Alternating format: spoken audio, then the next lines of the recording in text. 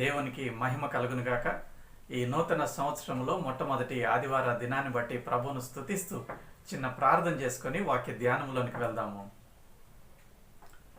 శాశ్వతమైన ప్రేమతో ప్రేమిస్తున్న మా ప్రియ పరలోకపు తండ్రి, ఈ ఉదయకాల సమయంలో వాక్య ధ్యానంలో నన్ను మీ సిలువ చాటును మరుగుపరచండి. మేమందరము గ్రహించవలసిన సత్యమును గ్రహించటానికి, ఆ ప్రకారము జీవించి మిమ్మలను మహిమపరచడానికి మాకు సహాయం చేయమని యేసు పరిశుద్ధ నామములో వేడుకుంటున్నాం తండ్రి, ఆమెన్. దేవునికి మహిమ కలుగును గాక. ఈ సమయంలో కీర్తనల గ్రంథము 143వ కీర్తన ధ్యానం చేయాలని దేవుడు జ్ఞాపకం చేస్తూ ఉన్నాడు. కీర్తనల గ్రంథము 143వ అధ్యాయము. ఇక్కడ ఉన్నటువంటి 12 వచనాలు మొట్టమొదటిగా చదువుకొని ధ్యానం చేద్దాము. కీర్తనల గ్రంథము 143వ అధ్యాయము మొదటి వచన ప్రారంభము. యెహోవా, నా ప్రార్థన ఆలకింపుము, నా విన్నపములకు చెవియొగ్గుము. నీ విశ్వాస్యతను బట్టియు నీ నీతిని బట్టియు నాకు ఉత్తరమిమ్ము. నీ సేవకునితో వ్యాజ్యమాడకుము. సజీవుల్లో ఒకడును నీ సన్నిధిని నీతిమంతుడుగా ఎంచబడడు. శత్రువులు నన్ను తరుముచున్నారు, వారు నా ప్రాణమును నేల పడగొట్టుచున్నారు. చిరకాలము క్రిందట చనిపోయిన వారితో పాటు గాఢాంధకారములో నన్ను నశింపజేయుచూచుచున్నారు.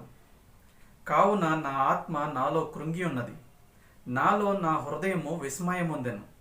పూర్వ దినములు జ్ఞాపకము చేసుకొంచున్నాను, నీ క్రియలన్నీ ధ్యానించుచున్నాను.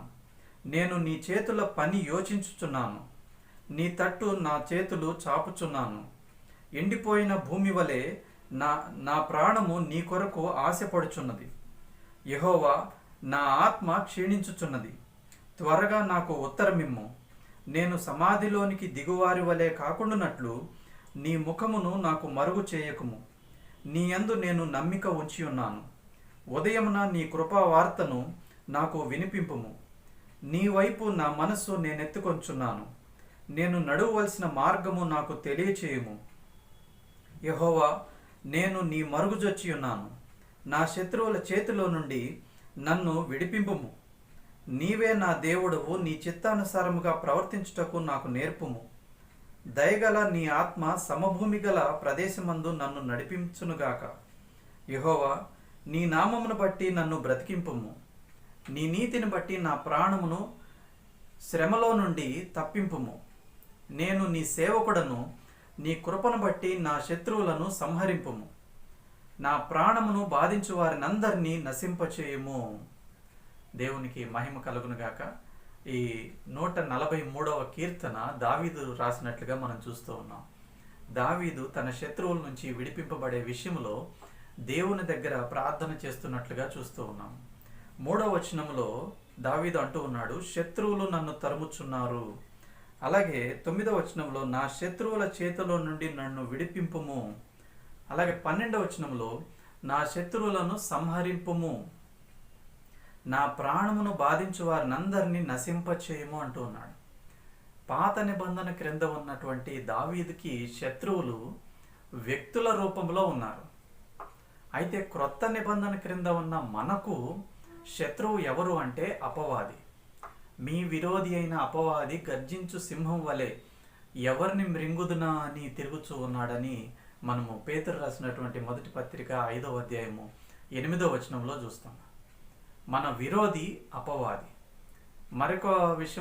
మరొక మాట చెప్పుకోవాలి అని అంటే, అపవాదిని అనుసరించేటువంటి ఆ దురాత్మల సమూహం ఏదైతే ఉందో అవి మన శత్రువులు, క్రొత్త నిబంధన క్రింద ఉన్నటువంటి మనకు. కాబట్టి మనము ఇక్కడ దావీదు ఎలాగైతే తన యొక్క పరిస్థితుల్లో ఎలా విడిపించబడాలి, తన శత్రువుల నుంచి ఎలా విడిపించబడాలని చాలా తీవ్రమైన కోరిక కలిగి ఉన్నాడు. ఇక్కడ చూస్తే 9వ వచనంలో నా శత్రువుల చేతిలో నుండి నన్ను విడిపింపుము. అలాగే నా శత్రువులను సంహరింపుము. నా ప్రాణమును బాధించు వారందరినీ నశింపచేయము అంటూ ఉన్నాడు. మనము ఈ యొక్క ప్రార్థనను మనం అప్లై చేసుకుంటే మన శత్రువు అయినటువంటి అపవాదిని నశింపచేయండి, అపవాదిని సంహరించండి, అపవాదిని దూరం చేయండి, అపవాది నుంచి విడిపించండి అని మనము చాలా తీవ్రంగా ప్రార్థన చేయాలి. ఇక్కడ దావీదు తనకున్నటువంటి పరిస్థితుల్లో వ్యక్తుల నుంచి విడిపింపబడాలని ఎంత తీవ్రంగా ప్రార్థన చేస్తున్నాడో అంతే తీవ్రంగా క్రొత్త నిబంధన క్రింద ఉన్నటువంటి మనము వ్యక్తులను శత్రువులుగా చూడకుండా వ్యక్తుల వెనకాల ఎవరు నడిపిస్తున్నారు అపవాదిని గమనించి అపవాదిని శత్రువుగా భావించి మనము ప్రార్థన చేయాలి. అపవాది నుంచి విడిపింపబడటానికి, అపవాదిని జయించటానికి, అపవాది తంత్రములు ఎరిగి అపవాదిని ఎలా మనము ఎదుర్కోవాలి, అపవాదిని ఎలా జయించాలో తీవ్రత కలిగి మనం ప్రార్థన చేయాలి క్రొత్త నిబంధన క్రింద ఉన్నటువంటి మనం.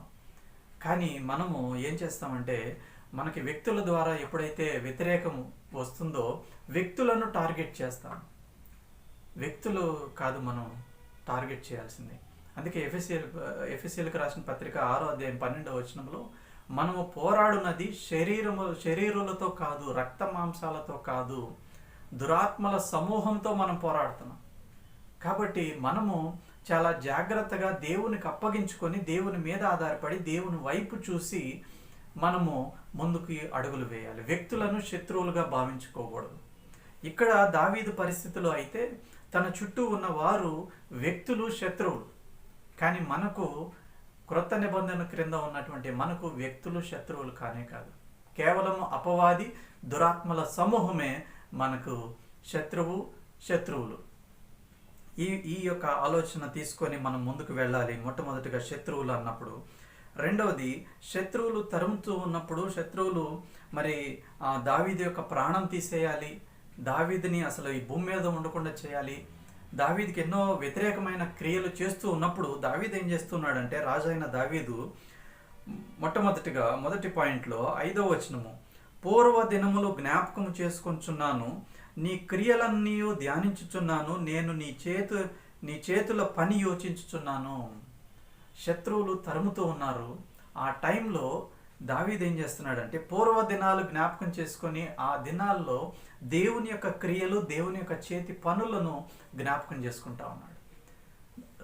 రాజైన దావీదు ఒకప్పుడు గొర్రెల కాపరిగా ఉన్నప్పుడు సింహము నుండి, ఎలుగుబంటి నుంచి ఎలా తప్పించాడో, అలాగే మరి గొలియాతు నుంచి ఎలా తప్పించాడో, అలాగే రాజైన సౌలు తరుముతూ ఉన్నప్పుడు దావీదు ఎలా తప్పించబడ్డాడు, వీటన్నిటినీ ధ్యానం చేస్తూ ఉన్నాడు. పూర్వ దినాలను జ్ఞాపకం చేసుకుంటూ ఉన్నాడు. దేవుని క్రియలను, దేవుని యొక్క నమ్మకత్వాన్ని, దేవుని యొక్క శక్తి సామర్థ్యాలను, గతంలో తను విడిపింపబడిన విధానాన్ని జ్ఞాపకం చేసుకుంటూ మరి ధైర్యం తెచ్చుకుంటూ ఉన్నాడు. మొట్టమొదటిది పూర్వ దినాలు జ్ఞాపకం చేసుకుంటా ఉన్నాడు, దేవుని క్రియలను ధ్యానం చేస్తూ ఉన్నాడు. రెండవది, నీ తట్టు నా చేతులు చాపుచున్నాను. రెండవది, నీ తట్టు దేవుని వైపు తన చేతులు చాపుతున్నాడు. తన బలాన్ని చూసుకోవట్లేదు, తనకున్న సైన్యాన్ని చూడట్లేదు, తన జ్ఞానం మీద ఆధారపడట్లేదు, తన అనుభవం మీద ఆధారపడట్లేదు, తనకు ఎవరైతే సలహాలు ఇస్తున్నారో వాళ్ళ మీద ఆధారపడట్లేదు. నీ వైపు నేను నా చేతులు చాపుచున్నాను అంటున్నాడు దావీదు. తన శత్రువులను జయించే విషయంలో, తన శత్రువుల నుంచి విడిపింపబడే విషయంలో. ఇక్కడ మనం కూడా దేవుని మీద ఆధారపడాలి, దేవుని వైపు చూడాలి, దేవుని వైపు మన చేయి చాపాలి. మనము మొట్టమొదటిగా వ్యక్తులను శత్రువులుగా భావించకూడదు, అపవాదినే శత్రువుగా భావించాలి. రెండవది, ఆ అపవాదిని జయించాలి అంటే, దురాత్మల సమూహమును జయించాలి అని అంటే దేవుని వైపు మన చేతులు చాపాలి. దేవుడు ఎంత శక్తి సామర్థ్యాలు కలిగిన వాడో, ఎంత నమ్మకస్తుడో, దేవునికి ఎలాంటి ప్లాన్స్ మన పట్ల ఉన్నాయో అవి జ్ఞాపకం చేసుకోవాలి. గతంలో మనల్ని ఎలా విడిపించాడు అవి జ్ఞాపకం చేసుకోవాలి. నీ తట్టు నా చేతులు చాపుచున్నాను అని దేవుని వైపు తన చేతులు చాపుతూ ఉన్నాడు. మనుషులను నమ్ముకోవటం వ్యర్థం, మనుషుల మీద ఆధారపడటం వ్యర్థం. మనకున్న బలము, మనకున్న జ్ఞానము, అనుభవం సరిపోదు. అపవాదిని జయించాలి అంటే, అపవాది నుండి తప్పింపబడాలి అంటే, అపవాది క్రియలు లయపరచాలి అంటే, ఇక్కడ రాజైన దావీదు నీ తట్టు నా చేతులు చాపుచున్నాను అంటూ ఉన్నాడు రెండో మాటగా. మూడవది, నీ యందు నేను నమ్మిక ఉంచి ఉన్నాను. మూడవది, నీ యందు నేను నమ్మిక ఉంచి ఉన్నాను. దేవుడు నన్ను విడిపిస్తాడు, గతంలో విడిపించాడు, నమ్మకము, విశ్వాసము కలిగి, గట్టి నమ్మకం, దేవుడు విడిపిస్తాడు. దేవుడు శక్తి సామర్థ్యాలు కలిగిన వాడు. ఆయన సర్వాధికారి, సర్వశక్తిమంతుడు. ఆయన మన యొక్క పరిస్థితులను అర్థం చేసుకోగలడు అని దేవుని నీయందు నేను నమ్మిక ఉంచి ఉన్నాను, నీవు నన్ను విడిపిస్తావు, తప్పిస్తావు, నీవు నన్ను ఆదరిస్తావు, నాకు సహాయం చేస్తావని గట్టి నమ్మకంతో ఉన్నాడు. మూడవ మాట, దేవుణ్ణే నమ్ముకొని ఉన్నాడు, దేవుని మీదనే ఆధారపడి ఉన్నాడు. మనము మన శత్రువైన అపవాదిని జయించాలంటే దేవుణ్ణే నమ్ముకోవాలి. మన బలం కాదు, మన అనుభవం కాదు, జ్ఞానం కాదు, మనకు వచ్చేటువంటి సలహాలు కాదు. కేవలము దేవుడే మనల్ని విడిపిస్తాడు, దేవుడు శక్తి సామర్థ్యాలు కలిగిన వాడు అని దేవుని మీదనే ఆధారపడాలి. నాలుగవది, నీ వైపు నా మనస్సు నేనెత్తుకొంచున్నాను, నేను నడవవలసిన మార్గము నాకు తెలియచేయము. నా మనస్సు, నా హృదయము నీ వైపు నేను ఎత్తుచున్నాను, పూర్తిగా నీ మీద ఆధారపడుతున్నాను, నీ దగ్గర వేచి ఉంటున్నాను, కనిపెట్టుకొని ఉంటున్నాను, విచారిస్తూ ఉన్నాను. నేను నడవవలసిన మార్గము నాకు తెలియచేయము అంటూ ఉన్నాడు దావీదు. మన విరోధి అయిన అపవాదిని జయించే విషయంలో అపవాది తంత్రములు మనము ఎరుగని వారము కాము అని బైబిల్ చెప్తా ఉంది. అపవాది ఏ రూపంలో వస్తాడు, ఎలా సులువుగా చిక్కులు పెడతాడు, వాటిని ఎలా అర్థం చేసుకోవాలి, వాటిని ఎలా కనిపెట్టాలి, వాటిని ఎలా జయించాలి అనే విషయము దేవుని దగ్గర మనం కనిపెట్టి వేచి ఉండి విచారించి మనము నేను నడవవలసిన మార్గము నాకు తెలియచేయము అని ప్రార్థన చేయాలి. నేను ఎలాంటి స్టెప్స్ తీసుకోవాలి, ఏ మార్గంలో వెళ్ళాలి, ఎలాంటి నిర్ణయాలు చేయాలి. అపవాది మరి దాడి చేసినప్పుడు, అపవాది రెచ్చగొట్టినప్పుడు అపవాది మనల్ని ఏ రీతిగా అంటే, ఒకటి అట్రాక్షన్స్, ఆకర్షణతో మనల్ని జయించే ప్రయత్నం చేస్తాడు. దానికి లొంగలేదనుకోండి మనల్ని బ్లాక్మెయిల్ చేసే ప్రయత్నం చేస్తాడు. మనల్ని పలానా టైంలో పలానా చోట నువ్వు ఈ పని చేసావు, ఎవరికి తెలియదు, నేను దాన్ని బయట పెడతాను అని మనల్ని బ్లాక్మెయిల్ చేసేటువంటి పని చేస్తాడు. లేదు అని అనుకుంటే మనల్ని మన వేలుతో మన కళ్ళు పొడుచుకునేటట్లు చేస్తాడు. నీవు దేవుని కుమారుడు కదా, పైనుండి కిందకు దూకు, నీవు విశ్వాసివు కదా, నీవు సేవకుడు కదా అని ఏమేమో మనల్ని రెచ్చగొట్టి ఏదో ఒక రీతిగా మనల్ని జయించి మనము అపవాది యొక్క తన మాట వినేటట్లు చేసుకుంటాడు అపవాది. ఆ విషయంలో మనం మెలకోగలిగి నిర్ణయాలు చాలా జాగ్రత్తగా చేయాలి అంటే ఈ ప్రార్థన చేయాలి. నీ వైపు నా మనస్సు నేను ఎత్తుకొంచున్నాను, నా మనస్సు, నా హృదయము, నా అనుభవం మీద, నా జ్ఞానం మీద, నా లాజిక్, నా రీజనింగ్ వాటి మీద ఆధారపడకుండా, వాటి మీద నా మనసు పెట్టుకోకుండా దేవుని మీద నా మనసు పెట్టుకొని, దేవుడు ఏం మాట్లాడతాడు, ఎలా నిర్ణయాలు చేయమంటాడు, ఏ మార్గమును వెళ్ళమంటాడు, ఎవరితో ఎంత మేరకు ఎంతవరకు మాట్లాడమంటాడు, ఆ వేచి ఉండే ప్రయత్నం చేస్తూ ఉన్నాడు. నేను నడవవలసిన మార్గము నాకు తెలియచేయము అని దావీదు మాట్లాడుతూ ఉన్నాడు. నాలుగవదిగా మరి దావీదు తీసుకున్నటువంటి ఆ ఆలోచన మనం తీసుకోవాలి. ఐదవది, నీవే నా దేవుడవు, నీ చిత్తానుసారంగా ప్రవర్తించుటకు నాకు నేర్పుము. నేను నడవవలసిన మార్గము నాకు తెలియచేయము, ఎలా నడుచుకోవాలో నాకు నేర్పుము అంటున్నాడు.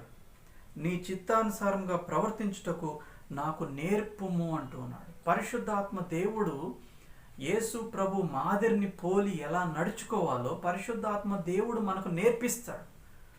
మనం పూర్తిగా విధేయత చూపిస్తే ఏ ఏరియా కూడా మన కొరకు ప్రక్కన పెట్టుకోకుండా పూర్తిగా వితౌట్ ఎనీ రిజర్వేషన్స్ దేవునికి అప్పగించుకుంటే మనము ఎలా ప్రవర్తించాలో దేవుడు నేర్పిస్తాడు.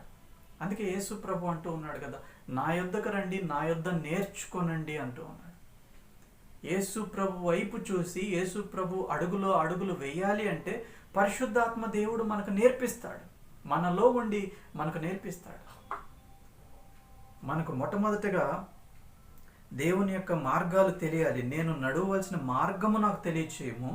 రెండవది, నీ చిత్తానుసారంగా ప్రవర్తించటం నాకు నేర్పుము. ఇలా 5 అంశాల్లో మనం కానీ ప్రార్థన చేయగలిగితే మన విరోధి అయినటువంటి అపవాది, మన శత్రువులు అయినటువంటి దురాత్మల సమూహమును మనము జయించగలము. లేదు అని అంటే మనము దారి తప్పిపోతాము, జయించే ప్రయత్నంలో ఓడిపోతాము. దేవుడిచ్చు సర్వాంగ కవచమును మనం తీసుకొని అవి ధరించుకున్నప్పటికీ కూడా దేవుని మాట తీసుకొని ఆ గైడెన్స్లో వెళ్ళాలి. ఎలా ప్రవర్తించాలో, ఎలా నడుచుకోవాలో ఆ మార్గం తెలుసుకోవాలి, ఎలా ప్రవర్తించాలో అది నేర్చుకోవాలి. లేకపోతే ఎంత సర్వాంగ కవచం, దేవుడిచ్చు సర్వాంగ కవచము ఎఫెసీయులకు రాసిన పత్రికలో 6వ అధ్యాయంలో ఉంటుంది కదా. దేవుడిచ్చు సర్వాంగ కవచమును మనం ధరించుకున్నప్పటికీ కూడా మనం ఓడిపోయే పరిస్థితి ఉంటుంది, దేవుని మీద ఆధారపడకపోతే. ఇక్కడ దావీదు పాత నిబంధన క్రింద ఉన్నాడు, తనకు శత్రువులు వ్యక్తులు. కానీ క్రొత్త నిబంధన క్రింద మనకు శత్రువులు వ్యక్తులు కాదు, కానీ వ్యక్తులు వెనకాల పనిచేస్తున్నటువంటి అపవాది దురాత్మల సమూహం. అలా మనం తీసుకున్నప్పుడు మనము వ్యక్తులను దూరం చేసుకోము. వ్యక్తులను టార్గెట్ చేస్తే మనం దారి తప్పిపోతాము. ఏ వ్యక్తి కూడా మనకు శత్రువు కాదు క్రొత్త నిబంధన క్రింద ఉన్న మనకు. అయితే మనం ఎప్పుడైతే దావీదు వలె ఎంత సీరియస్గా మనము ప్రార్థన చేస్తామో, శత్రువు నుంచి విడిపింపబడాలి, శత్రువుని జయించాలి, శత్రువుని సంహరించాలి, శత్రువు నశింప చేయబడాలి అని ఎంతో సీరియస్గా మనం కానీ ప్రార్థన చేయగలిగితే దావీదు వలె, అప్పుడు మనం విజయం చూస్తాము.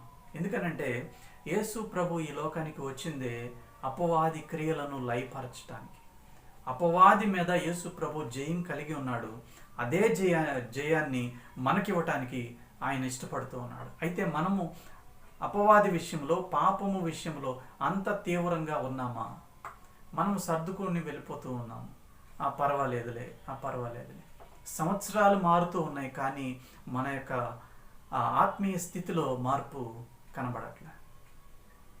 మనము ఇది ఎవరు చేయట్లేదని వేరే వాళ్ళతో చూసి మనం సమర్థించుకుంటున్నాం, మనల్ని మనం సమర్థించుకుంటున్నాం.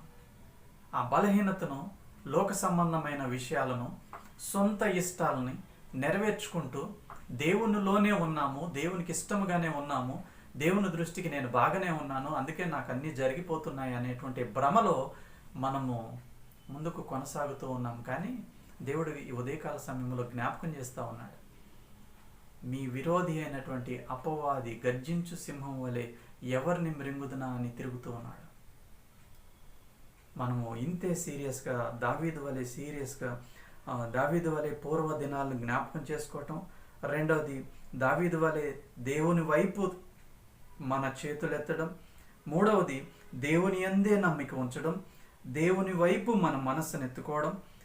నీవే దేవుడవు, నీ చిత్తానుసారంగా ప్రవర్తించుటకు నేను నడవలసిన మార్గము నాకు తెలియచేయమని దేవుని మీద ఆధారపడినప్పుడు శత్రువును జయిస్తాము, అపవాదిని జయిస్తాము. మరొకసారి మన జీవితంలో బలహీనత అంటూ ఉండకుండా ఉండే పరిస్థితి ఉంటుంది. మనము చుట్టూ ఉన్న వ్యక్తులను చూస్తాము. అందుకే బైబిల్ ఏం చెప్తుందంటే, విశ్వాసమునకు కర్తయు దానిని కొనసాగించువాడైన యేసు వైపు చూచి మీ ఎదుట ఉంచబడినటువంటి పరుగు పందాన్ని మీరు ఓపికతో పరిగెత్తండి అని బైబిల్ చెప్తాం, హెబ్రీయులకు రాసిన పత్రిక 12వ అధ్యాయంలో. కానీ మనం మనుషులను చూస్తాము, మన శక్తి సామర్థ్యాల మీద ఆధారపడతాము, మన యొక్క జ్ఞానము, అనుభవం మీద ఆధారపడి మనము అపవాదిని జయించాలని, వ్యక్తులను జయించాలని ఏమేమో ప్రయత్నాలు చేసి ఓడిపోతూ ఉన్నాము. కానీ దేవుడు జ్ఞాపకం చేస్తూ ఉన్నాడు, దేవుడు హెచ్చరిస్తూ ఉన్నాడు, ఈ నూతన సంవత్సరంలో మన విరోధి అపవాదిని జయించాలంటే దావీదు వలె ఈ విధంగా దేవుని మీద ఆధారపడి దేవునికి సమర్పించుకున్నప్పుడు అపవాదిని జయిస్తాము. యేసు ప్రభువు ఈ లోకంలో ఉన్నప్పుడు, శరీరధారిగా ఉన్నప్పుడు అపవాదిని జయించాడు. సులువుగా చిక్కులు పెట్టే ప్రతి విషయంలో యేసు ప్రభు ఎక్కడా కూడా ఓడిపోయినట్లుగా కనబడ్డు. ప్రతి విషయంలో జయించాడు, ప్రతి విషయంలో తండ్రి చిత్తాన్ని చేశాడు.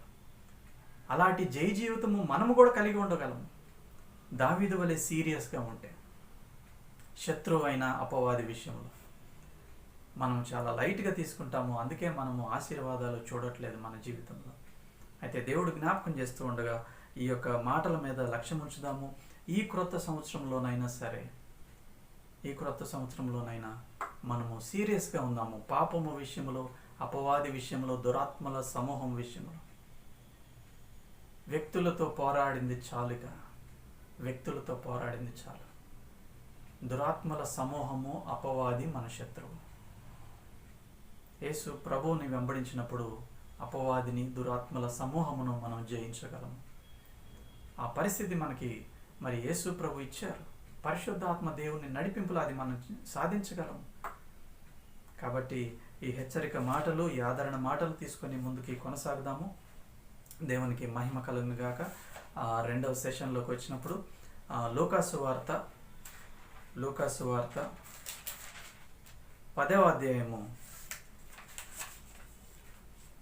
లూకాసు వార్త 10వ అధ్యాయము 38 నుంచి 42 వరకు ఉన్నటువంటి ఈ వచన భాగాలను మనం ధ్యానం చేద్దాము. లూకాసు వార్త 10వ అధ్యాయము 38 నుంచి చదువుకుందాము. అంతటా వారు ప్రయాణమైపోవచ్చుండగా ఆయన ఒక గ్రామములో ప్రవేశించెను. మార్తా అను ఒక స్త్రీ ఆయనను తన ఇంట చేర్చుకొనెను. ఆమెకు మరియా అను సహోదరి ఉండెను. ఈమె యేసు పాదముల యొద్ద కూర్చుండి ఆయన బోధ వినుచుండెను. మార్తా విస్తారమైన పని పెట్టుకొనుట చేత తొందరపడి ఆయన యొద్దకు వచ్చి, ప్రభువా, నేను ఒంటరిగా పనిచేయుటకు నా సహోదరి నన్ను విడిచిపెట్టినందున నీకు చింత లేదా? నాకు సహాయం చేయమని ఆమెతో చెప్పుమనెను. అందుకు ప్రభువు, మార్తా మార్తా, నీవు అనేకమైన పనులను గూర్చి విచారం కలిగి తొందరపడుచున్నావు గాని అవసరమైనది ఒక్కటే. మరియా ఉత్తమమైన దానిని ఏర్పరచుకొనెను, అది ఆమె యొద్ద నుండి తీసివేయబడదని ఆమెతో చెప్పాను. ఈ సందర్భంలో యేసు ప్రభు తన శిష్యులు మరియ మార్తల ఇంటికి వచ్చినప్పుడు అక్కడ జరిగినటువంటి పరిస్థితులు ఎలా ఉన్నాయనేది ఇక్కడ యేసు ప్రభు వివరిస్తూ, మరియ ఉత్తమమైనది ఎంచుకున్నది అని మాట్లాడుతున్నాడు. 42వ వచనంలో యేసు ప్రభు ఏమంటున్నారంటే, మరియ ఉత్తమమైన దానిని ఏర్పరచుకొనెను అంటూ ఉన్నాడు. ఏమిటి ఆమె చేసిన ఆ పని, ఆ ఉత్తమమైనది ఏమిటి అంటే 39వ వచనంలో, మరియా యేసు పాదముల యొద్ద కూర్చుండి యేసు ప్రభు యొక్క బోధ వింటూ ఉన్నది. యేసు ప్రభు తన శిష్యులు వాళ్ళ ఇంటికి వచ్చినప్పుడు యేసు ప్రభు యొక్క బోధ వింటూ యేసు ప్రభు యొక్క పాదాల దగ్గర కూర్చుంది. అయితే మరియా విస్తారమైన పనులు పెట్టుకున్నది యేసు ప్రభు కొరకు, తన శిష్యుల కొరకు. కానీ అవసరానికి మించి విస్తారమైన పనులు పెట్టుకొని విచారం కలిగి తొందరపడిపోయి మరి యేసు ప్రభు దగ్గరికి వచ్చి కంప్లైంట్ చేస్తూ ఉంది. 40వ వచనము మధ్య భాగము, ప్రభువా, నేను ఒంటరిగా పనిచేయుటకు నా సహోదరి నన్ను విడిచిపెట్టినందున నీకు చింత లేదా? నాకు సహాయం చేయమని ఆమెతో చెప్పుమనెను. మార్త అవసరానికి మించి పనులు పెట్టుకుంది. రెండవది, దానికి ఆ పనుల గురించి సహాయం చేయట్లేదని తన సహోదరి మీద యేసు ప్రభుకి కంప్లైంట్ చేస్తూ ఉంది. రెండవది, యేసు ప్రభునే నీకు చింత లేదా అని మాట్లాడుతూ ఉంది. మూడవదిగా, మార్త విస్తారమైన పనులు పెట్టుకుంది, అవసరానికి మించి పనులు పెట్టుకుంది.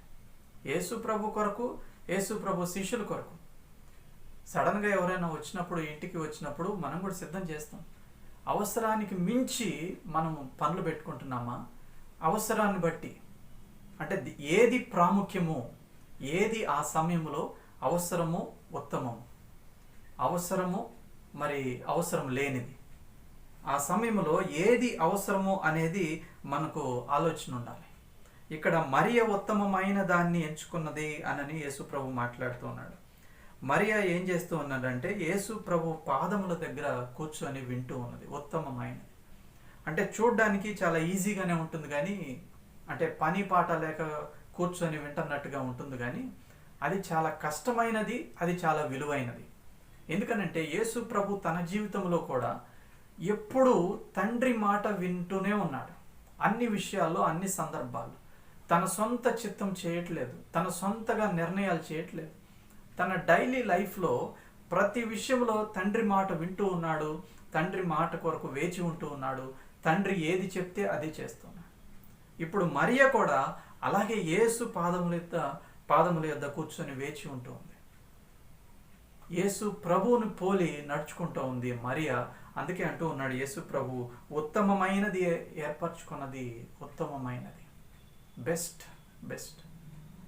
యేసు ప్రభు జీవితంలో ఒకసారి చూస్తే మనము యోహాను సువార్త 2వ అధ్యాయము కానాను పెండ్లి వివాహ సందర్భంలో కూడా ఆ ద్రాక్షారసం అయిపోయినప్పుడు యేసు ప్రభు తల్లి వచ్చి అక్కడ ద్రాక్షారసం అయిపోయిందని యేసు ప్రభుకు చెప్పినప్పుడు యోహాను సువార్త 4వ అధ్యాయము 2వ వచనం, యేసు ఆమెతో, అమ్మ నాతో నీకేమి, నా సమయము ఇంకనూ రాలేదనెను. నా సమయము ఇంకా రాలేదు. యేసు ప్రభువు తండ్రి మాట కొరకు ఎదురు చూస్తూ ఉన్నాడు. యేసు ప్రభువు తండ్రి మాట వినే ప్రయత్నం చేస్తూ ఉన్నాడు. ఇక్కడ ఈ సందర్భంలో తన సొంత ఆలోచన చేయట్లేదు, తను సొంతగా నిర్ణయాలు చేయట్లేదు. అక్కడ అవసరం ఉన్నది, కానీ యేసు ప్రభువు తండ్రి మీద ఆధారపడినట్లుగా మనం చూస్తున్నాము. నా సమయము ఇంకనూ రాలేదు. అలాగే శిష్యులను సెలెక్ట్ చేసే విషయంలో కూడా యేసు ప్రభు తన శిష్యులను సెలెక్ట్ చేసే విషయంలో కూడా రాత్రంతా తండ్రి మాట వింటూ ఉన్నాడు, తండ్రి దగ్గర వేచి ఉన్నాడు. అదే చూస్తాము లూకా సువార్త 6వ అధ్యాయము, లూకా సువార్త 6వ అధ్యాయము 12-13 వచనాలు చూస్తే, లూకా సువార్త 6వ అధ్యాయము 12-13 వచనాలు. ఆ దినముల యందు ఆయన ప్రార్థన చేయుటకు కొండ ఎక్కి వెళ్ళి దేవుని ప్రార్థించుట యందు రాత్రి గడిపెను. ఉదయమైనప్పుడు ఆయన తన శిష్యులను పిలిచి వారిలో 12 మందిని ఏర్పరిచి వారికి అపోస్తలులను పేరు పెట్టెను. రాత్రంతా దేవుని దగ్గర, తండ్రి దగ్గర ప్రార్థనలో గడిపాడు. దేవుణ్ణి ప్రార్థించుటకు రాత్రి గడిపెను. శిష్యులను సెలెక్ట్ చేసే విషయంలో ఎవరిని సెలెక్ట్ చేయాలి? వారిలో కొందరిని ఆయన తన శిష్యులను పిలిచి వారిలో 12 మందిని ఏర్పరచుకున్నాడు. ఎవరు ఆ 12 మంది అంటే తండ్రి చెప్పిన వారు. తండ్రి దగ్గర వేచి ఉన్నాడు. పెండ్లి సందర్భంలో అవసరాన్ని గమనించాడు, తల్లి చెప్పిన మాట విన్నాడు, కానీ తండ్రి మీద ఆధారపడ్డాడు. పరలోకపు తండ్రి మీద ఆధారపడి వేచి ఉన్నాడు. సమయం కొరకు ఎదురు చూచాడు, తండ్రి మాట తీసుకున్నాడు. అలాగే ఇక్కడ కూడా శిష్యులను సెలెక్ట్ చేసే విషయంలో రాత్రంతా గడిపాడు, తండ్రి మాట వింటూ ఉన్నాడు. అలాగే పాపంలో పట్టబడ్డ స్త్రీని విడిపించే విషయంలో అక్కడ ఉన్నటువంటి వారందరూ యేసు ప్రభువును నిందించి యేసు ప్రభు తన మాటల్లో తప్పు పట్టుకోవాలి, యేసు ప్రభు మీద నేరం మోపాలి అనేటువంటి ప్రయత్నం చేస్తున్నప్పుడు యేసు ప్రభు తొందరపడలేదు. యోహాను సువార్త 8వ అధ్యాయము 6వ వచనములో ఆయన మీద నేరము మోపవలనని ఆయనను శోధించుచు ఇలాగూ అడుగుతూ ఉన్నారు. పాపంలో పట్టబడ్డ స్త్రీని రాళ్లతో కొట్టి చంపాలి కదా అన్నప్పుడు యేసు ప్రభు వంగి, ఇక్కడ చూడండి, అయితే యేసు వంగి నేల మీద వ్రేలితో ఏమో రాయిచుండెను. అక్కడ యేసు ప్రభు తండ్రి మీద ఆధారపడినాడు. యేసు ప్రభు వేచి ఉన్నాడు. అక్కడ తండ్రి ఏమి చెప్తాడు, తండ్రి ఏమి చెప్తాడు, ఏ మాట మాట్లాడతాడు, ఆ మాట కొరకు వేచి ఉన్నాడు. 7వ వచనంలో వారు ఆయన్ని పట్టు వదలక అడుగుచుండగా ఆయన తల ఎత్తి చూచి, మీలో పాపం లేనివాడు మొట్టమొదట ఆమె మీద రాయి వేయవచ్చు అని వారితో చెప్పాను. తండ్రి చెప్పాడు ఆ మాట. యేసు ప్రభు వేచి ఉన్నాడు. ఆ సందర్భంలో ఎలాంటి మాట, ఎలాంటి రిప్లై వీళ్ళకి ఇవ్వాలి? తండ్రి దగ్గర వేచి ఉన్నాడు, తండ్రి మాట విన్నాడు, తండ్రి చెప్పిన మాటని చెప్తూ ఉన్నాడు. పాపం లేనివాడు మొట్టమొదట రాయేయమన్నప్పుడు అందరూ వెళ్ళిపోయారు, ఎవ్వరూ రాయలేదు. అయితే 11వ వచనంలో నేనును నీకు శిక్ష విధింపను, నీవు వెళ్ళి ఇకను పాపము చేయకమని ఆమెతో చెప్పాను. పాపములో పట్టబడ్డ స్త్రీని విడిపించే విషయంలో తండ్రి దగ్గర వేచి ఉన్నాడు, తండ్రి మాట వింటూ ఉన్నాడు. అలాగే యోహాను సువార్త 7వ అధ్యాయంలో పర్ణశాలల పండుగ వచ్చినప్పుడు సమాజ మందిరంలోకి వెళ్ళి బోధించే విషయంలో తండ్రి దగ్గర వేచి ఉన్నాడు. చూడండి 6వ వచనము,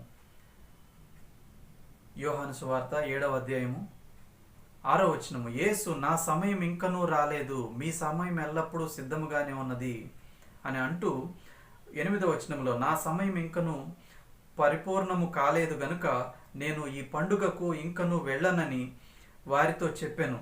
ఆయన వారితో ఇలాగూ చెప్పి గలిలయలో నిలిచిపోయాను. అయితే తర్వాత 14 వచ్చి సగము పండగ అయినప్పుడు యేసు దేవాలయంలోకి వెళ్ళి బోధించుచూ ఉండెను. యేసు ప్రభు తండ్రి మీద ఆధారపడినాడు. యేసు ప్రభు తండ్రి స్వరాన్ని విన్నాడు. అప్పుడు బయలుదేరి వెళ్ళాడు. అప్పటి వరకు మరి నిలిచిపోయి ఉన్నాడు తను ఉన్న ప్లేస్లో. సమయం ఇంకా రాలేదు అంటున్నాడు. అలాగే తీర్పు తీర్చే విషయంలో కూడా యేసు ప్రభు తండ్రి మీద ఆధారపడినాడు. యోహాను సువార్త 5వ అధ్యాయము 30వ వచనము. యోహాను సువార్త 5వ అధ్యాయము 30వ వచనము. నా అంతట నేనే ఏమీయూ చేయలేను, నేను వినున్నట్లుగా తీర్పు తీర్చుచున్నాను. నన్ను పంపిన వాని చిత్త ప్రకారమే చేయగోరుదును గాని నా ఇష్ట ప్రకారము చేయగోరును గనుక నా తీర్పు న్యాయమే. ఇక్కడ నేను వినున్నట్లుగా తీర్పు తీర్చుచున్నాను. తండ్రి నాకేమైతే చెప్తున్నాడో, నేనేదైతే వింటున్నానో దాని ప్రకారమే తీర్పు తీరుస్తున్నాను అంటున్నాడు.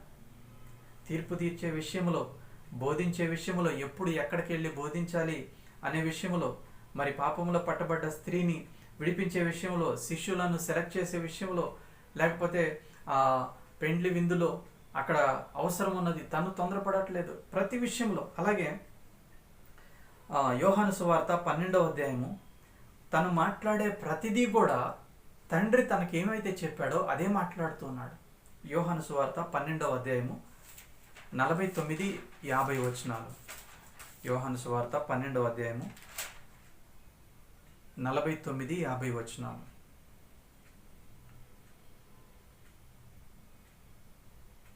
నా అంతట నేనే మాట్లాడలేదు, నేను ఏమనవలెనో ఏమి మాట్లాడవలనో దాన్ని గూర్చి నన్ను పంపిన తండ్రియే నాకు ఆజ్ఞాపించుచున్నాడు. మరియు ఆయన ఆజ్ఞ నిత్య జీవమని నేను ఎరుగుదును గనుక నేను చెప్పు సంగతులను తండ్రి నాతో చెప్పిన ప్రకారము చెప్పుచున్నాను. తండ్రి ఏ మాటలైతే కుమారుడైన యేసు ప్రభువుకు చెప్పాడో ఆ మాటలే పలుకుతూ ఉన్నాడు. ఆ నిర్ణయాలే చేస్తూ ఉన్నాడు, ఆ క్రియలే చేస్తున్నాడు. ఆ సమయం కొరకే వేచి ఉన్నాడు. ఎందుకనంటే ఆ సమయం కొరకే ఎందుకు వేచి ఉన్నాడు అనంటే అపోస్తల కార్యాల గ్రంథము 1వ అధ్యాయము 7వ వచనము. కాలములను సమయములను తండ్రి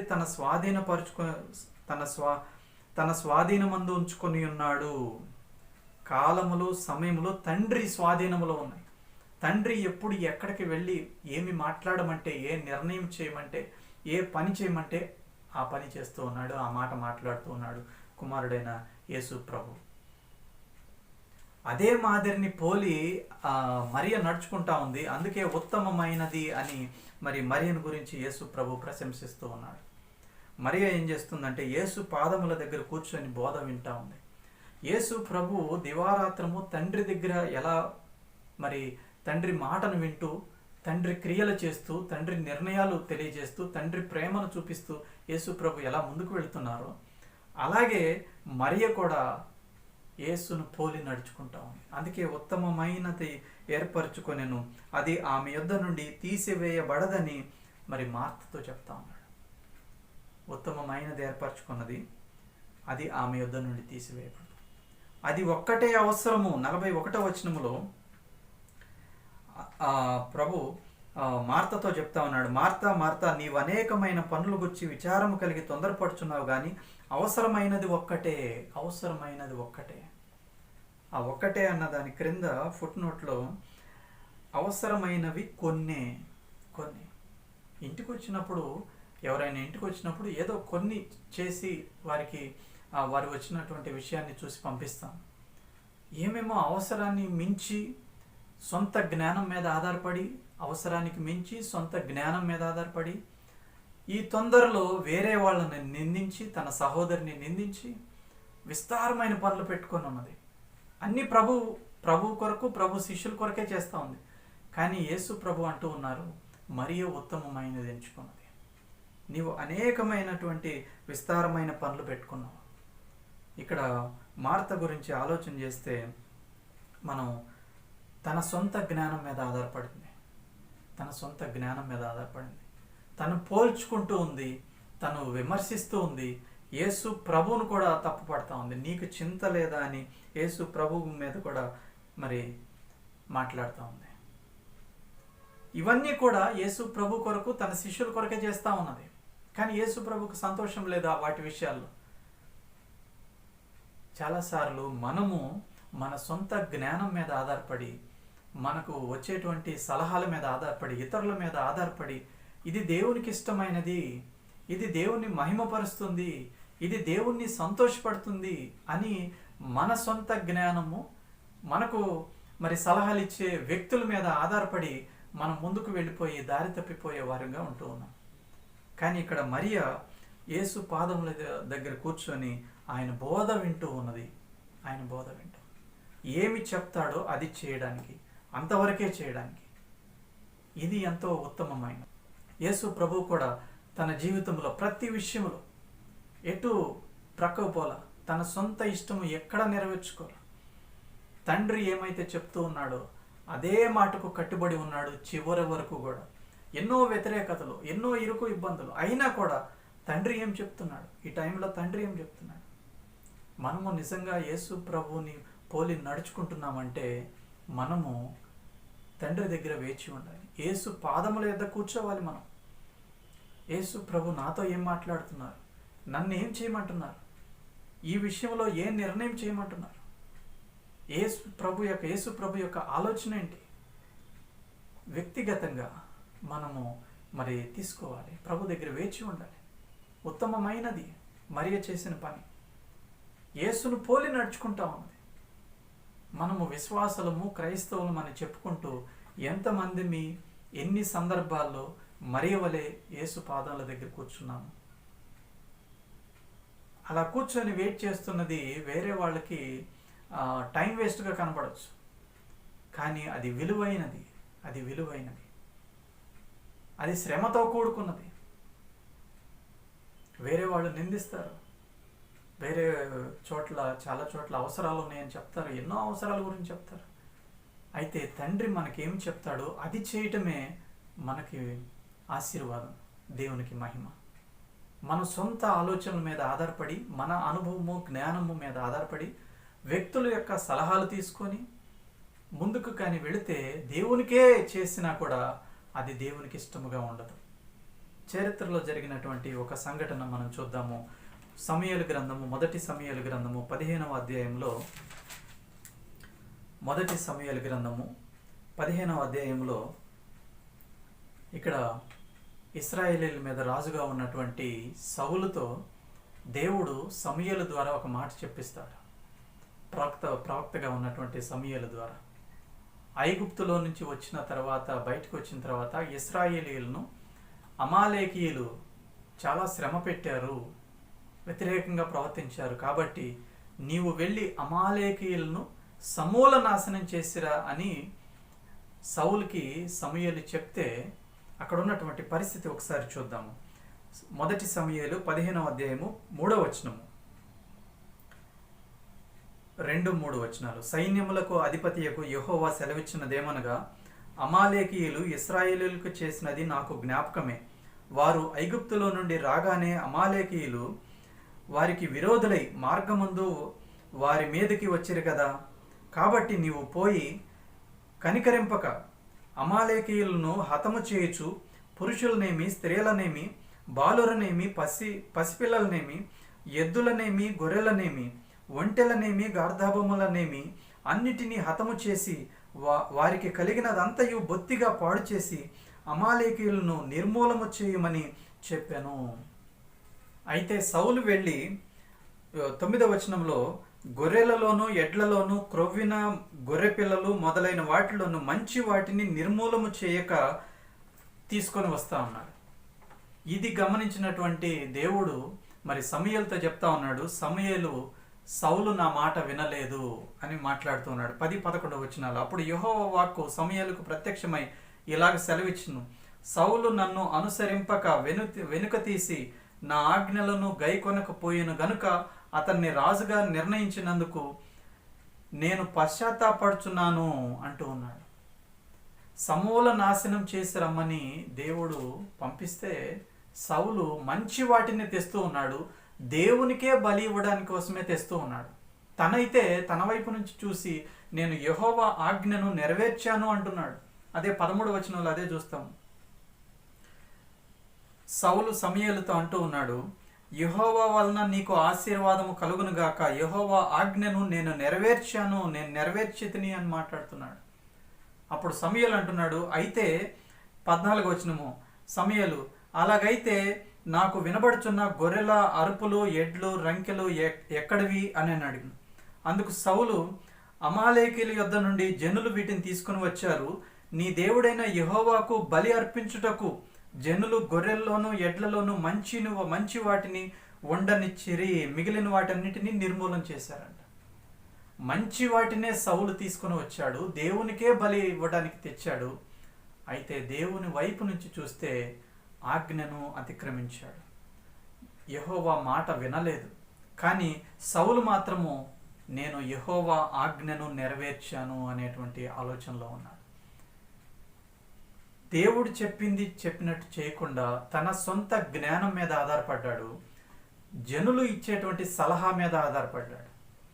విస్తారమైన పనులు పెట్టుకున్నటువంటి మార్త కూడా అదే పని చేసింది. అవసరానికి మించి తన జ్ఞానం మీద ఆధారపడింది.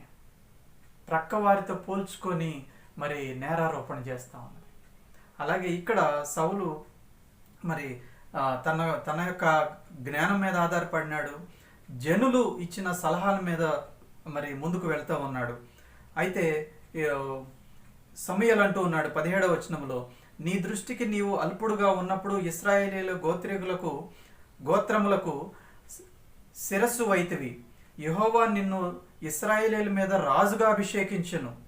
మరియు యెహోవా నిన్ను సాగనంపి, నీవు పోయి పాపాత్ములైన అమాలేకులను నిర్మూలము చేయము, వారు లయమగు వరకు వారితో యుద్ధము చేయమని సెలవిస్తే, నీవు ఎందుచేత యెహోవా మాట వినక దోపుడు మీద ఎగబడి ఆయన దృష్టికి కీడు చేసితివనెను. 19-20 వచనం.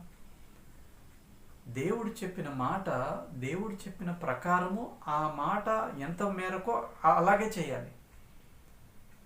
మధ్యలో మన జ్ఞానము, మన అనుభవము, వేరే వాళ్ళ సలహాలు తీసుకుంటే దేవుని దృష్టికి మనం పాపం చేసి ఉన్న వారం అవుతాం, కీడు చేసాం మనం. ఇక్కడ నీవు కీడు చేసావని చెప్తా ఉన్నాడు. అయితే 21వ వచనంలో, అయితే గిల్గాలులో నీ దేవుడైన యెహోవాకు బలి అర్పించుటకై జనులు శపితములకు గొర్రెలలోను ఎడ్లలోను ముఖ్యమైన వాటిని తీసుకొని వచ్చారని సమూయేలుతో చెప్పెను. శపితములైన వాటిలో నుంచి తీసుకొని వచ్చారు. అవి మంచివి కావు దేవునికి బలి అర్పించడం కోసం. కానీ సౌలు తన సొంత జ్ఞానం మీద ఆధారపడ్డాడు, తన అనుభవం మీద ఆధారపడ్డాడు, తనకిచ్చేటువంటి సలహాల మీద ఆధారపడ్డాడు. అదే చెప్తా ఉన్నాడు. అందుకు సమూయేలు అంటూ ఉన్నాడు, తాను 22వ వచనము, తాను సెలవిచ్చిన ఆజ్ఞను ఒకడు గైకొనుట వలన యెహోవా సంతోషించున్నట్లు ఒకడు దహన బలులను అర్పించుట వలన ఆయన సంతోషించున. ఆలోచించుము, బలులు అర్పించుట కంటే ఆజ్ఞను గైకొనుటయు, పొట్టేళ్ల క్రొవ్వు అర్పించుట కంటే మాట వినుటయు శ్రేష్టము. అలాగే 23వ వచనము, తిరుగుబాటు చేయుట, సోది చెప్పుట అను పాపముతో సమానము, మూర్ఖతను అగపరచుట మాయా విగ్రహపు గృహదేవతలను పూజించుటతో సమానము అని మరి సమూయేలు సౌలుతో చెప్తూ ఉన్నప్పుడు సౌలు అంటూ ఉన్నాడు 24వ వచనంలో, జనులకు జడిసి వారి మాట వినినందున నేను యెహోవా ఆజ్ఞను నీ మాటను మీరి పాపము తెచ్చుకొంటిని. ఇక్కడ సౌలు తన దృష్టికి తాను యెహోవా మాటను ఆజ్ఞను నెరవేర్చినట్లుగానే ఉన్నారు. కానీ దేవుని దృష్టికి మాత్రం యెహోవా ఆజ్ఞను నెరవేర్చలేదు. ఏమిటి కారణం అంటే ఇక్కడ 2 విషయాలు. ఒకటి, తన సొంత జ్ఞానం మీద ఆధారపడినాడు, జనులకు భయపడుతూ ఉన్నాడు, జనుల సలహాలు తీసుకుంటూ ఉన్నాడు. అప్పుడు దేవుని దృష్టికి అది మంచిగా లేదు, దేవుని దృష్టికి అవిధేయత చూపించినట్లుగా ఉంది. అందుకే మాట వినుట శ్రేష్టము, బలులు అర్పించుట కంటే, దహన బలులను అర్పించుట వలన సంతోషించున, బలులు అర్పించుట కంటే ఆజ్ఞను గైకొనుటయు, పొట్టేళ్ల క్రొవ్వు అర్పించుట కంటే మాట వినుటయు శ్రేష్టము. దేవుని దగ్గర వేచి ఉండి దేవుడు ఏమి చెప్తాడో ఆ మాట తీసుకొని మనం ముందుకు వెళ్ళి ఆ మాట ప్రకారము చేసినప్పుడు అది మనకు ఆశీర్వాదం, అది దేవునికి మహిమ, దేవునికి సంతోషం, మనకి సంతోషం. మన సొంత జ్ఞానం మీద ఆధారపడి దేవునికి ఇవన్నీ అవసరము, దేవునికి ఇలాగా చేస్తే బాగుంటుంది, అలా చేస్తే బాగుంటుందని దేవుడు చెప్పింది కాకుండా మన సొంత ఆలోచనలో మనం ముందుకు వెళ్ళినప్పుడు అది ఉత్తమమైనదిగా ఉండదు. ఇక్కడ సౌలుని రాజుగా చేసినందుకు దేవుడు పశ్చాత్తాపడుతూ ఉన్నాడు. సౌలు తన సొంత జ్ఞానం మీద ఆధారపడినాడు, మరి అక్కడ ఉన్నటువంటి వారి యొక్క సలహాలు తీసుకుంటా ఉన్నాడు. కాబట్టి మనం ఈ క్రొత్త సంవత్సరంలో, నూతన సంవత్సరంలో లూకా సువార్త 10వ అధ్యాయంలో మనకు యేసు ప్రభు జ్ఞాపకం చేస్తూ ఉన్నారు, మరియ ఉత్తమమైనది ఎంచుకున్నది. ఈ నూతన సంవత్సరంలో మనం చేయవలసిన నిర్ణయం ఏంటంటే, ప్రతి విషయంలో ప్రభు పాదముల యొద్ద కూర్చొని ఆయన మాట వినడం, ఆయన మాట ప్రకారం చేయటం. మరొక మాట కూడా జ్ఞాపకం వస్తూ ఉంది. యేసు ప్రభు అంటూ ఉన్నారు కదా, నా గొర్రెలు నా స్వరము వినను, అవి నన్ను వెంబడించును. మనము ఆయన గొర్రెలమైతే ఆయన స్వరం వినటం, లోబడటం, అంతే. ఇంకా వేరే ఆలోచనలు పెట్టుకొని మనం సొంత నిర్ణయాలు చేస్తే మనం దారి తప్పిపోతాము. ఈ క్రొత్త సంవత్సరంలో మరియ వలె యేసు పాదముల యొద్ద కూర్చొని ఆయన మనకేం చెప్తున్నారు, మన వ్యక్తిగత జీవితంలో ప్రతి ఏరియాలో ఏం చెప్తున్నారు, ఆ మాట విని వేచి ఉండి, ఆ మాటకి ఎప్పుడైతే ప్రేమతో విధేయత చూపిస్తామో అది మనకు ఆశీర్వాదం, అది దేవునికి మహిమ తెస్తుంది, అది దేవునికి సంతోషం. దేవునికి ఏదో ఇష్టము, మరి ఆచార సాంప్రదాయాలు, లేకపోతే వ్యక్తుల జ్ఞానములో నుండి పుట్టినవి, వ్యక్తుల సొంత లాభంలో నుండి పుట్టినటువంటి ఆచార సాంప్రదాయాలన్నీ మనం కలిగి ఉండి ఇది దేవునికి ఇష్టము అని అనుకుంటే, మార్తతో చెప్పిన మాట యేసు ప్రభు మనతో కూడా అంటారు, విస్తారమైన పనులు మీరు పెట్టుకున్నారు, విస్తారమైన పనులు, అవి కాదు నాకు అవసరమైనవి. యేసు ప్రభు తను ఎలా జీవించారో, తండ్రి యొద్ద తండ్రి మాట కొరకు ఎలాగా వేచి ఉన్నారో, ఆయన ఏం మాట్లాడినా తండ్రి మాటే, ఆయన ఏం చేసినా తండ్రి క్రియే. అది క్రియ కానీ, నిర్ణయం కానీ, తీర్పు కానీ, అవసరాన్ని తీర్చడం కానీ, విడిపించడం కానీ, ప్రతిదీ కూడా ఆ రీతిగా మనల్ని కూడా ఉండమని కోరుతూ ఉన్నారు. అప్పుడు ఈ నూతన సంవత్సరం మనకు ఆశీర్వాదకరంగా ఉంటుంది. దేవునికి ఏదో ఇష్టమో, ఏమేమో ఇష్టమో అని మన సొంత జ్ఞానం మీద ఆధారపడి వ్యక్తుల యొక్క సలహాలు తీసుకొని మనం ముందుకు వెళ్ళామా, ఈ సంవత్సరం కూడా తప్పిపోతాము. ఈ సంవత్సరం కూడా ప్రభువుని మహిమపరచలేము. ఈ సంవత్సరం కూడా ప్రభు మన పట్ల ఉద్దేశించిన ఆలోచనలు హానికరము కాని, నిరీక్షణకు ఆధారమైనటువంటి మంచి ఉద్దేశాలు, ఉత్తమము, అనుకూలము, సంపూర్ణమునైన దేవుని చిత్తాన్ని మనం మిస్ అయిపోతాం, దారి తప్పిపోతాం.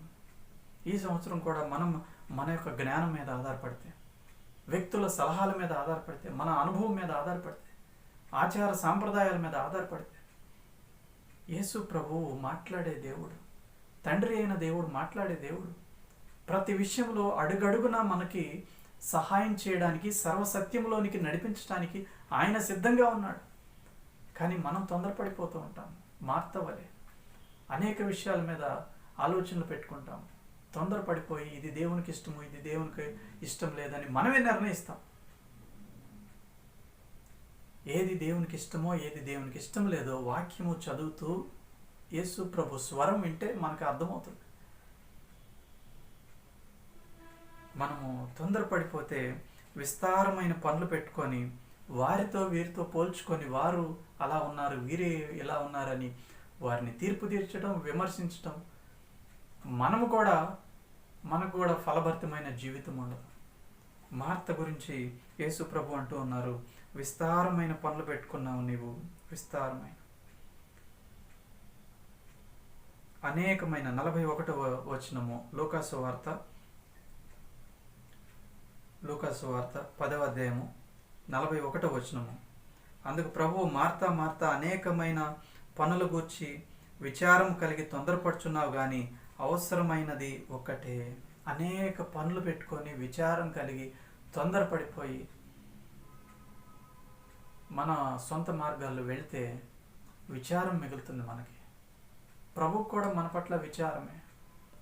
ఈ క్రొత్త సంవత్సరంలో అలా ఉండకుండా దేవుడు మనకు జ్ఞాపకం చేస్తూ ఉన్నాడు. మరియవలే యేసు పాదముల యొద్ద కూర్చొని ఆయన మాటలు విని ఆ ప్రకారము చేయాలని దేవుడు కోరుతూ ఉన్నాడు. ఆ ప్రకారము చేయడానికి పరిశుద్ధాత్మ దేవుడు మనలో నివసించడానికి ఇష్టపడుతూ ఉన్నాడు. ఆయన సర్వాధికారిగా ఉండాలని ఆశపడుతూ ఉన్నాడు. మనం నిర్ణయాలు చేసేస్తాం. కొన్ని ఏరియాస్ దేవునికి అప్పగించుకోం. పూర్తిగా దేవునికి అప్పగించుకొని దేవుని మాట విని ఆ మాట ప్రకారము మనం అడుగులు వేసినప్పుడు అది మనకు ఆశీర్వాదము, అది దేవునికి మహిమ.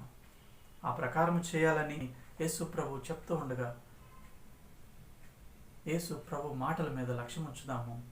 మనల్ని మనం తిరిగి ప్రభుకు అప్పగించుకుందాము. చిన్న ప్రార్థన చేసుకుందాము. శాశ్వతమైన ప్రేమతో ప్రేమిస్తున్న మా ప్రియ పరలోకపు తండ్రి, ఈ ఉదయకాల సమయంలో మాతో మాట్లాడినందుకు మీకు స్తోత్రాలు ప్రభువా. మొట్టమొదటి సెషన్లో రాజైన దావీదుకు ఉన్నటువంటి శత్రువుల విషయంలో తను ఎంత తీవ్రత కలిగి ఉన్నాడో, శత్రువుల నుంచి విడిపింపబడాలని, శత్రువుల్ని జయించాలని, శత్రువులు సంహరింపబడాలని ఎంత తీవ్రతగా కలిగి మీ మీద ఆధారపడి మీ వైపు చేతులెత్తి మీ వైపు తన మనస్సునెత్తుకొని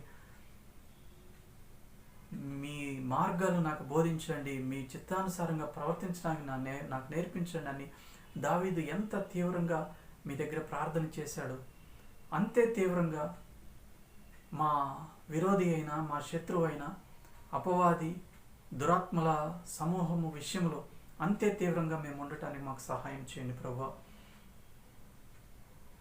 అలాగే మరియవలే ఉత్తమమైనది యేసు పాదముల యొద్ద కూర్చొని వినడం, ఆ ప్రకారము చేయడం, ఆ ప్రకారము జీవించి మిమ్మల్ని మహిమపరచడం ఎంత ఉత్తమమైనదో మీరు మాకు జ్ఞాపకం చేశారు ప్రభువా. మార్త వలె విస్తారమైన పనులు పెట్టుకోకుండా ఈ నూతన సంవత్సరంలో మీరు జీవిత దినాలు పొడిగిస్తూ ఉండగా ఎలా జీవించాలో, ఎలా నిర్ణయాలు చేయాలో, ఎలా మీ మాదిరిని పోలి నడుచుకోవాలో మాకు సహాయం చేయమని మమ్మల్ని మీ చేతులకు అప్పగించుకుంటూ ఉన్నాం నాయన.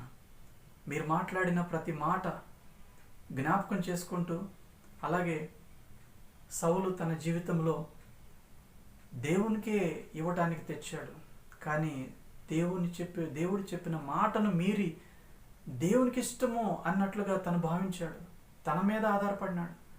వ్యక్తుల యొక్క సలహాలను తీసుకుంటూ ఉన్నాడు. తద్వారా దేవుని దృష్టికి పాపం చేశాడు. అలా మేము ఉండకుండా మీ దగ్గర వేచి ఉండి మీ మాట తీసుకొని ఆ మాటకు విధేయత చూపించి మాకు ఆశీర్వాదము, మీకు మహిమకరంగా మేము ఈ నూతన సంవత్సరంలో ఉండటానికి మాకు సహాయం చేయమని మమ్మల్ని అందరినీ మీ చేతులకు అప్పగించుకుంటూ యేసు పరిశుద్ధ నామములో వేడుకుంటున్నాం తండ్రి. ఆమేన్. దేవుడు మిమ్మల్ని దీవించునుగాక. ఆమేన్.